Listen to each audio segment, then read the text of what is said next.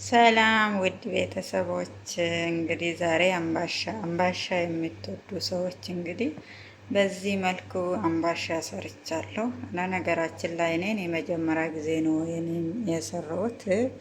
እንግዲህ እንደዚህ የማምር አምባሻ ሰርቻለሁ። አምባሻ የምትወዱ ሰዎች አሰራሩን ከፈለጋችሁ በኮሜንት ስር እንግዲህ ቀላል ነው። አሰራሩ በጣም ቀላል ነው።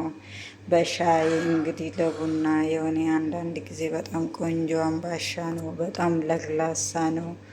የምትፈልጉ የምትወዱ አንዳንዴ ሰርቶ እንደዚህ ፋህ እንድል አንዳንዴ ቡና እንፍላ በሻይ በጣም ቆንጆ አምባሻ ነውና እንግዲህ በዚህ መልኩ ሰርቻለሁ።